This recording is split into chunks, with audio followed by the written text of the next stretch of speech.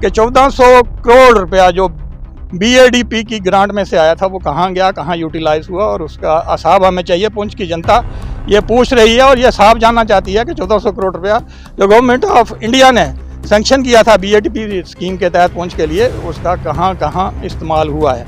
और उसके बाद जो 100 करोड़ रुपया अलग अलग हेड में आया था उसका कहाँ इस्तेमाल हुआ है। एक वाइट पेपर जो है डिस्ट्रिक्ट एडमिनिस्ट्रेशन जारी करे, जो लोग उस वक्त at the helm of affairs administration के अंदर थे वो बताएंगे ये पैसा कहाँ कहाँ यूटिलाइज हुआ है। आपने नाम लिया बंतर बांट इसमें हुआ है या फिर बंतर बांट किया गया, ये बंतर बांट करने वाले कौन लोग हैं? ये लोग जो है एडमिनिस्ट्रेशन के लोग हैं, चाहे उसमें चाहे नेशनल कॉन्फ्रेंस के लोग भी हो सकते हैं जो गवर्नमेंट के अंदर at the helm of affairs इस वक्त गवर्नमेंट के अंदर हैं, और उनकी डायरेक्शन पर ही हो रहा है। अगर गवर्नमेंट चाहे, मैं आपको बताता चलूँ कि गवर्नमेंट चाहे तो एक भी पैसे की हेराफेरी नहीं हो सकती है। गवर्नमेंट अगर इसमें ट्रांसपेरेंसी रखे, अकाउंटेबिलिटी रखे तो एक पैसे की हेराफेरी नहीं हो सकती। हमारे जम्मू कश्मीर की हुकूमत को अभी 1 साल होने को है। नेशनल कॉन्फ्रेंस ने गारंटी कार्ड दिखाकर आवाम से वोट लिए, बड़ा मैंडेट लिया, तो उनका जो मंशूर था अभी तक ग्राउंड पे कुछ नजर नहीं आ रहा है। अक्सर और बेशतर लोग कहते हैं कि नेशनल कॉन्फ्रेंस ने आवाम के साथ जो वादे और दावे किए थे वो ग्राउंड लेवल पे फेल हो चुके हैं। क्योंकि नेशनल कॉन्फ्रेंस जो है पूरी तरह से विफल हो चुकी है, पूरी तरह से फेल हो गई है। पिछले 1 साल में उन्होंने कुछ भी नहीं किया है ग्राउंड पे। जो उन्होंने वादे किए थे, जो उन्होंने इलेक्शन मैनिफेस्टो में रखा था, वो मैनिफेस्टो के अंदर जितनी भी बातें थी उन्होंने एक बात जो है अभी तक पूरी नहीं की है। उन्होंने कहा था कि हम 200 यूनिट बिजली जो है फ्री प्रोवाइड करेंगे लोगों को, आज तक 1 यूनिट बिजली जो है वो नहीं प्रोवाइड की। उन्होंने कहा था फ्री राशन प्रोवाइड किया जाएगा, अभी तक कोई फ्री राशन की कोई बात ही नहीं हुई है। ईरान साहब का एरिया हो, बेली चराना का हो, तालाब तिला का इलाका हो, गुज्जर नगर का इलाका हो, सुंजमा का हो, ठिंडी का हो, नानक नगर हो, गांधी नगर हो, ये सारे इलाके जो थे वो कल डूब गए और लोगों के घरों में पानी चला गया। और मैं समझता हूँ कि गरीब लोगों की जो है वो बड़ी मुश्किल से जो लोग अपने कमाई करते हैं और 2 वक्त की रोटी खाते हैं, उनका घर का जो है जितना सामान था वो सारा तबाह हो गया है और उसकी भरपाई करना बहुत मुश्किल है, क्योंकि बहुत सारे गरीब लोग हैं जो लोग जो है वो दरिया के किनारे पर रहते हैं। आदाब नाज़रीन, आप देख रहे हैं वॉइस ऑफ पब्लिक, मैं हूं आपके साथ इफ्तिकार सोफी। नाज़रीन मोहतरम, इस वक्त हमारे साथ मौजूद हैं भारतीय जनता पार्टी के सीनियर लीडर बातचीत करने के लिए लोकेश शर्मा जी। लोकेश शर्मा जी, आपका खैर मकदम है। सूफी साहब, आपका बहुत बहुत शुक्रिया जो आपने टाइम निकाला और हमारी बात सुनी। लोकेश शर्मा जी, सबसे पहले आपसे समझने की कोशिश करेंगे, हाल दिनों में जो तूफ़ानी सूरत हाल जम्मू के अंदर हुई और लोगों को जो है काफ़ी नुकसान हुआ, तो किस तरह से आप इसे देखते हैं और इंतज़ामिया से क्या मांग करेंगे? सूफी साहब, ये बड़ी बदकिस्मती है हमारे जम्मू कश्मीर के लोगों के लिए कि अचानक ये सारा कुछ हो गया। आपने देखा पिछले 2 दिनों से 150 mm से भी ज़्यादा जो है जम्मू के अंदर बारिश हुई है और ये 100 साल का रिकॉर्ड जो है वो टूटा है। इससे पहले 1926 में इतनी भयानक बारिश हुई थी और 1926 के बाद आज 2025 में 99 ईयर्स जो है गुजरने के बाद इतना बड़ा जो है तूफ़ान जम्मू के अंदर आया और मैं समझता हूँ कि उससे बहुत बड़ा नुकसान हुआ है। कल ही जो वैष्णो माता के दर्शन के लिए जो हमारे श्रद्धालु हिंदुस्तान के अलग अलग कोनों से आए हुए वहाँ पर जा रहे थे, तो 31 लोगों की जान चली गई जो लैंडस्लाइड के कारण।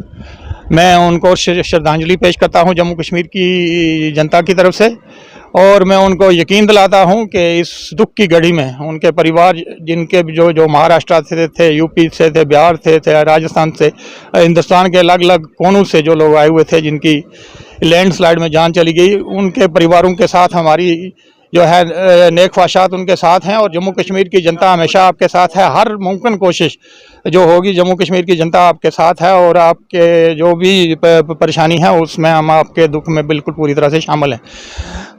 सूफी साहब, मैं आपको बताता चलूँ जम्मू में जो हुआ, जम्मू में एक बहुत बड़ा फ्लड आया। कल रात जो है कंटिन्यू, कल दिन और कल रात को कंटिन्यू बारिश होती रही। कल आपने देखा कि तवी जो है, तवी ब्रिज वो डेंजर मार्ग से तवी जो रिवर था वो क्रॉस कर गया और नतीजे के तौर पर आपने देखा जितने भी लो लाइंग एरिया थे, चाहे वो गुज्जर नगर हो, तालाब तिलो हो, रूपनगर हो, बठिंडी हो, सुंजमा हो, जो बेली चराना का इलाका हो, RSपुरा का इलाका हो, मीरान साहब का इलाका हो, नानक नगर हो, गांधी नगर हो, ये सभी इलाके जो है उसकी जद में आ गए और मैं समझता हूँ कि अरबों रुपए का नुकसान जो है वो हो गया है इस फ्लड के कारण, और जिसकी भरपाई करना जल्दी जल्दी बहुत मुश्किल है। लेकिन मुझे यकीन है कि हमारी इंडिया गवर्नमेंट इस कदर सक्षम है कि वो जल्द ही कोई ऐसी पैकेज जो है वो जम्मू कश्मीर के लिए देगी। और हम डिमांड करते हैं, मैं on behalf of the people of Jammu and Kashmir government of India से आग्रह करता हूँ कि इमीडिएट जो है वो relief national disaster fund NDRF से और रिलीज़ की जाए, ताकि जिन लोगों का नुकसान हुआ है, मैं समझता हूं कि बहुत ज़्यादा नुकसान हुआ है, जिसकी भरपाई करना अभी तो बहुत मुश्किल है, अभी तो उसकी असेसमेंट होनी है। लेकिन जो हमने देखा है टीवी चैनल्स पर और अलग अलग मीडिया पोर्टल पर हमने जो देखा है, जम्मू के अंदर बहुत बड़ा नुकसान हुआ है, अरबों के हिसाब से, अरबों क्या खरबों के हिसाब से नुकसान हुआ है। जितने भी लोग लो लाइंग एरिया में रहते थे, चाहे वो मीरम साहब का एरिया हो, बेली चराना का हो, तालाब तिला का इलाका हो, गुज्जर नगर का इलाका हो, सुंजमा का हो, ठिंडी का हो, नानक नगर हो, गांधी नगर हो, ये सारे इलाके जो थे वो कल डूब गए और लोगों के घरों में पानी चला गया। और मैं समझता हूँ कि गरीब लोगों की जो है वो बड़ी मुश्किल से जो लोग अपने कमाई करते हैं और 2 वक्त की रोटी खाते हैं, उनका घर का जो है जितना सामान था वो सारा तबाह हो गया है और उसकी भरपाई करना बहुत मुश्किल है, क्योंकि बहुत सारे गरीब लोग हैं, जो लोग जो हैं वो दरिया के किनारे पर रहते हैं और अलग अलग जगहों पर। ये दरिया के किनारे की बात नहीं है, ये सारे जम्मू के अंदर आपने देखा ग्रीन बेल्ट पार्क जो पोश इलाका है जम्मू का, वहाँ पर भी लोगों के घरों में पानी घुस गया।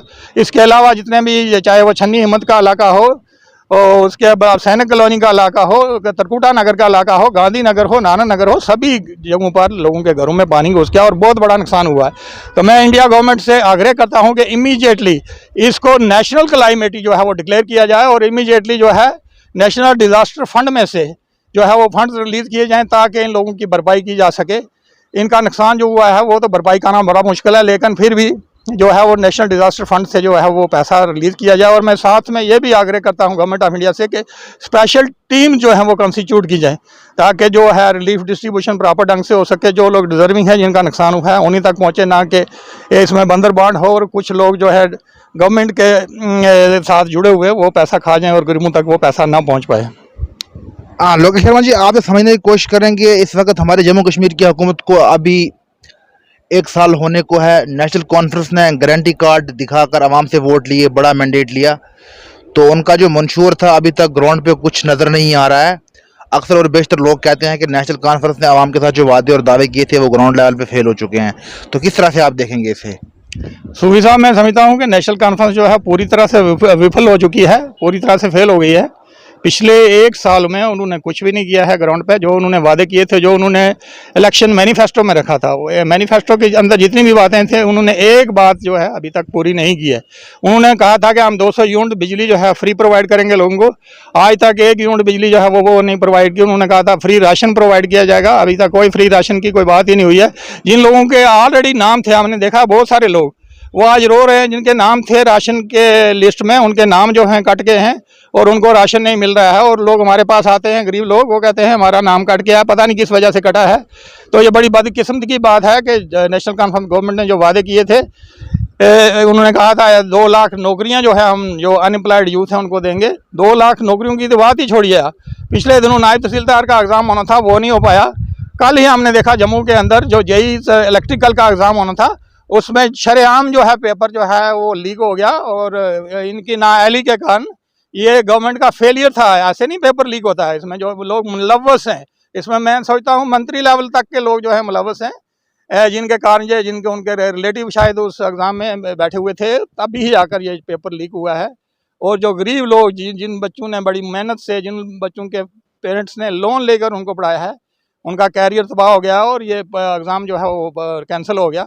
तो बड़ी बदकिस्मती की बात है कि गवर्नमेंट जो है पूरी तरह से फेल हो चुकी है और ये एग्ज़ाम तक नहीं कंडक्ट करा सकती। एक सिंपल सा एग्ज़ाम कंडक्ट कराना था, जिसमें 10-20 हज़ार बच्चे जो थे यही इलेक्ट्रिकल का एग्ज़ाम देने के लिए आए थे, ये एग्ज़ाम कंडक्ट नहीं करा कर आए और ये पेपर लीक हो गया और गलियों में पेपर फोटोस्टेट की दुकानों पर चला गया और लोगों ने उसको देखा, अपने मीडिया चैनल पर देखा कि कितना फेलियर है हमारी स्टेट गवर्नमेंट का। इसी तरह आप देखें डेवलपमेंट सेक्टर में, आप देखें मंडी की रोड की हालत देखें, पुंछ से मंडी की रोड की हालत देखें, इतनी खस्ता हालत है। लास्ट ईयर 100 करोड़ रुपया पुंछ के लिए आया, लेकिन बड़ी बदकिस्मती की बात है कि 100 करोड़ में मंडी की रोड ये ठीक नहीं कर पाए। मैं कहता हूँ, मैं पूछना चाहता हूँ, मैं एलजी सिन्हा साहब से कहता हूँ, इस पैसे की जो पुंछ में जितना भी पैसा आया है उसकी इंक्वायरी हो। पिछले 2-3 सालों में 100 करोड़ रुपया एक आया यहाँ पर, जो अपेक्स बजट में आया था। उसके बाद बीएडीपी का 1400 करोड़ रुपया आया है। तो हम ये मांग करते हैं कि ये जो 1400 करोड़ रुपया पुंछ के लिए आपने सैंक्शन किया है, मेरे पास उसकी ऑर्डर कापियाँ हैं, रिलीज़ की कापियाँ हैं। कोई भी मीडिया चैनल, कोई भी व्यक्ति, कोई भी गवर्नमेंट का आदमी पूछना चाहे, मैं उसको प्रोवाइड करूंगा कि 1400 करोड़ रुपया जो बीएडीपी की ग्रांट में से आया था वो कहाँ गया, कहाँ यूटिलाइज हुआ, और उसका हिसाब हमें चाहिए। पुंछ की जनता ये पूछ रही है और ये साफ जानना चाहती है कि 1400 करोड़ रुपया जो गवर्नमेंट ऑफ इंडिया ने सैंक्शन किया था बीएडीपी स्कीम के तहत पुंछ के लिए, उसका कहाँ कहाँ इस्तेमाल हुआ है। और उसके बाद जो 100 करोड़ रुपये अलग अलग हेड में आया था उसका कहाँ इस्तेमाल हुआ है। एक वाइट पेपर जो है डिस्ट्रिक्ट एडमिनिस्ट्रेशन जारी करे, जो लोग उस वक्त at the helm of affairs administration के अंदर थे वो बताएंगे ये पैसा कहाँ कहाँ यूटिलाइज हुआ है। और अगर कहीं पर यूटिलाइज हुआ है एक वो लिस्ट निकालें और सभी लोगों को दिखाएंगे ये पैसा हमने वहाँ फलां जगह पर यूटिलाइज किया। अगर प्रॉपर ढंग से यूटिलाइज हुआ होगा ठीक है, अगर प्रॉपर ढंग से वो पैसा यूटिलाइज नहीं हुआ है, उसमें करप्शन हुई है, हेरा फेरी हुई है, बंदर बांट हुई है, कंस्ट्रक्शन के काम नहीं हुए हैं, तो ये लोकेश शर्मा जी आपसे समझने की कोशिश करेंगे। आपने नाम लिया बंतर बांट इसमें हुआ है या फिर बंतर बांट किया गया, ये बंतर बांट करने वाले कौन लोग हैं? ये लोग जो है एडमिनिस्ट्रेशन के लोग हैं, चाहे उसमें चाहे नेशनल कॉन्फ्रेंस के लोग भी हो सकते हैं जो गवर्नमेंट के अंदर at the helm of affairs इस वक्त गवर्नमेंट के अंदर हैं और उनकी डायरेक्शन पर ही हो रहा है। अगर गवर्नमेंट चाहे, मैं आपको बताता चलूँ कि गवर्नमेंट चाहे तो एक भी पैसे की हेराफेरी नहीं हो सकती है। गवर्नमेंट अगर इसमें ट्रांसपेरेंसी रखे, अकाउंटेबिलिटी रखे तो एक पैसे की हेराफेरी नहीं हो सकती। आज तो आप देख रहे हैं 50,000 रुपये का टेंडर लग रहा है और यहाँ मैंने देखा 2.5 करोड़ रुपया जो है वो जो टेंडर लगता है दिगवार का और काम होता है पूंछ सिटी के अंदर, कोई पूछने वाला नहीं है। पिछले दिनों एक टेंडर लगा, मैंने देखा दिगवार के अंदर जो है सॉलिड वेस्ट मैनेजमेंट प्लांट का एक टेंडर लगता है 2.5 करोड़ रुपए का और अपनी मर्जी से कंट्रैक्टर जो है वो आके काम पूंछ में शुरू कर देता है। तो बड़े दुख की बात है कि टेंडर आप दिगवार में लगाते हो और काम पूंछ में शुरू होता है। तो इस वक्त हमारे डीसी साहब जो नए आए हैं, मैं इनसे आग्रह करूंगा कि पिछले सालों में जितना भी पैसा पूंछ के लिए आया है इसकी पूरी जांच करवाई जाए। ये स्टेट गवर्नमेंट से मांग करें, स्टेट गवर्नमेंट से एक ऑनेस्ट ऑफिसर्स की टीम यहाँ पर कॉन्स्टिट्यूट की जाए और पिछले 3-4 सालों में पूंछ के लिए जितना पैसा आया है उसकी वो प्रॉपर वेरिफिकेशन होनी चाहिए और पैसा गया कहाँ पर। और हम आग्रह करते हैं डीसी साहब से कि आइंदा आने वाले प्लान में जो प्रायोरिटी फिक्स करें। आप देख रहे हैं पूंछ म्यूनसिपलिटी के अंदर जो है पिछले 4-5 सालों से कोई काम नहीं हुआ है। तो मैं पूछता हूं अगर इतना पैसा पूंछ के लिए आया है तो पूंछ म्यूनसिपलिटी का पैसा कहाँ गया है। इसलिए अगर रोड सेक्टर में आप देखें रोड के लिए पैसा है तो वो गया कहाँ पे है। अगर 100 करोड़ रुपया मैंने अपनी लाइफ में पहली बार देखा कि पूंछ के लिए 100 करोड़ रुपया एक हेड में आया है और 1400 करोड़ रुपया बीएडीपी में आया है। अगर 1500 करोड़ रुपया ग्राउंड पर लगता तो पूंछ की तकदीर बदल जाती। लेकिन बड़ी बदकिस्मती की बात है कि 1400 करोड़ तो दूर की बात है, मैं तो समझता हूँ यहाँ पर 50 करोड़ रुपया भी खर्च नहीं हुआ। अगर पैसा लगा होता तो वो नज़र आता, यहाँ पर कहीं भी वो पैसा लगा नहीं है, कहाँ गया है इसकी जो है बाज़ाब्ता जांच होनी चाहिए।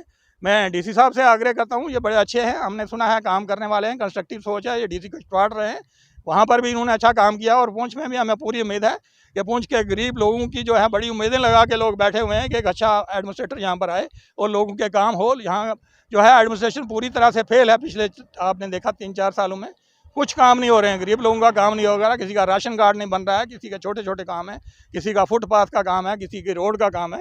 ये सारे काम जो है मेरी डीसी साहब से विनती है कि वो सभी जो कंसर्न डिपार्टमेंट हैं उनकी आप मीटिंग ले और उनको इंस्ट्रक्शन इशू करें कि जो भी अफसर हेरा फेरी करेगा, जो भी करप्शन में इन्वॉल्व होगा उसके खिलाफ जो है डिस्ट्रिक्ट एडमिनिस्ट्रेशन या स्टेट एडमिनिस्ट्रेशन सख्त जो है कार्रवाई करेगी।